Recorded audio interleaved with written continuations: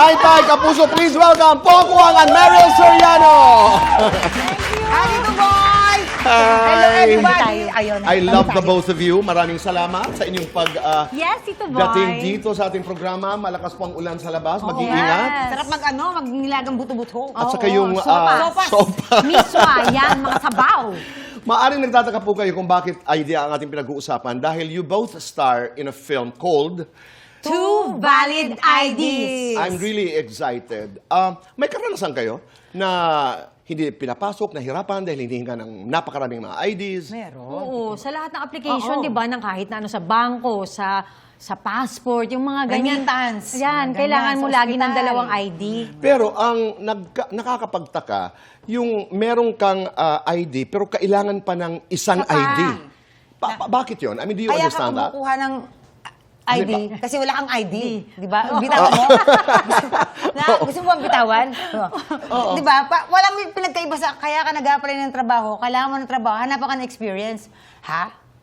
Di Diba? ba? Parang nakakaloka lang. Doesn't make sense. But anyway, ano ang pelikulang ito? Two valid IDs. What is this about? Isa po itong kwento ng isang simpleng mamamayan na si Sylvia na sumasalamin po sa buhay natin mga mamamayang Pilipino araw-araw. No? Si Sylvia po dito ay magsasaka po sila. Ang asawa po niya dyan ay si Chong Joey Marquez. Oo. Tapos nagkasakit po si Chong Joey. Kailangan nilang lumuwas ng Maynila. And blah, blah, blah. Doon kami nakatira sa kanila, sa pamangkin Yes, ni... ako yung Pamangkin Si Manileña. Mercy. ka ni Yes. Chong, Pero ni opo. Joey. Pamangkin ako, tapos matagal na ako sa Maynila. Yes. Kaya mas medyo street smart ako. Tinutulungan ako ngayon. Correct. May baon kang 30,000 pesos.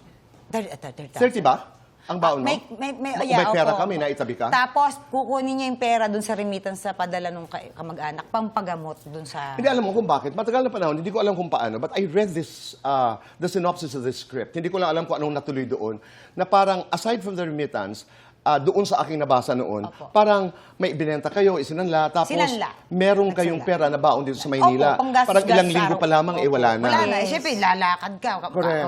Pagkain, Dito, tapos yes. hospital.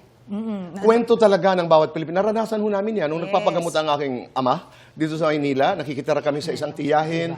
Totoo yun. Tapos, dinadala namin sa ospital. Alam mo, isang beses, may operation ang tatay ko sa PGH. Siguro minor lang kasi nirelease kami. Yes. Dumudugo yung kanyang ilong. Nag-jeep kami, na humahabol kami ng bus, gano'n. Ayan. Pauwi ng Maliba. Yun yung buhay niyo. Ganyan si Sylvia. Ganyan yung buhay ni Oo, Sylvia. kaya Ganyan. kwento talaga ito ng Pinoy, ng Yes. Pilipino. Maraming makaka-relate talaga dito, Tito Boy. Kaya kung napapupunan ninyo, lagi po ko kaming trending sa social media kasi ang dami po nagko-commit na-relate sila doon sa kwento. Yes. Can you relate to this story, Meryl? And in what way? No. No, I mean, I can, of course, kasi Tito Boy, lahat naman tayo nahihirapan Iba sa... lang paghihirap, ibang Oo, challenge ibang lang. challenge, Oo. yes.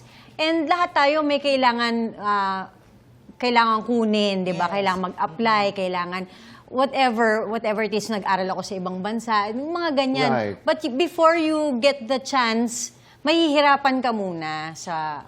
Pero kinakailangan pag-usapan talaga. Yes. Dahil, ako talagang maraming kwento.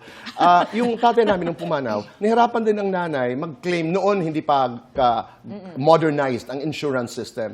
I mean, pabalik-balik ka doon sa opisina, hiningan ka ng ID, hiningan ka ng mga certification, na ikaw ang nag-claim. We went through that, na mauubos na lahat ang baon mo, hindi mo pa na-claim.